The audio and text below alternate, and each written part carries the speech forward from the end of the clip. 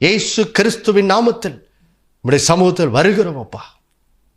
நாளிலே பிள்ளைகளோடு இந்த 2026 ஆண்டிலே கர்த்தருடைய வல்லமையை, கர்த்தருடைய வாக்குத்தத்தத்தின் நிறைவேறுதலை பெற்றுக்கொள்வதற்கு நீர் பேசிய இந்த முக்கியமான வார்த்தைக்காக நன்றி.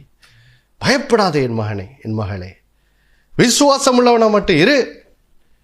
உன்னை சுற்றி இருக்கிற செய்திகளை கேட்டு இருதயத்திலே கலங்குவதை நிறுத்து, பயப்படுவதை நிறுத்து என்று சொல்லி பிள்ளைகளோடு பேசி இருக்கிறீரே.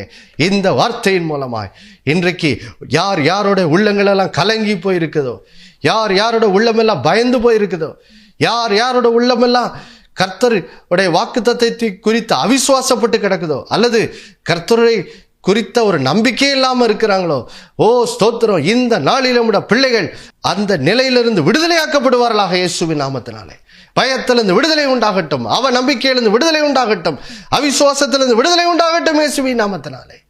Thank you Jesus. இப்பொழுது உம்முடைய பிள்ளைகள், ஓ ஹல்லேலூயா, உம்முடைய வார்த்தையினாலே உம்மை விசுவாசிக்கிற ஒரு இருதயம் உண்டாகட்டும் ஆண்டவரே. ஓ நன்றி ஆண்டவரே. உம்மை உறுதியாய் பற்றி கொண்ட மனதையுடையவர்களாய் உம்முடைய பிள்ளைகள் இப்பொழுது மாற்றப்படுவார்களாக. அதன் மூலம் உம்முடைய பிள்ளைகள் வாழ்விலே நீர் சொல்லி நம்முடைய வார்த்தையின்படி உம்முடைய பிள்ளைகளோட வாழ்விலே நீர் சர்வ வல்லமையுள்ள தேவனாய் வெளிப்பட்டு இந்த வருடத்தில் உம்முடைய பிள்ளைகளை மிகவும் திரளாய் பெருகச் செய்யுங்கப்பா. அப்படி செய்ததுக்காக நன்றி. இயேசுவின் மூலம் வேண்டிக் கொள்கிறோம் நல்ல பிதாவே, ஆமென். மறுபடியும் அடுத்த வாரம் சந்திக்க நினைப்புட்டுகிறேன். இயேசுவே ஆண்டவர். ஒவ்வொரு நாளும் ஆர்மேல் விசுவாசம் வைத்து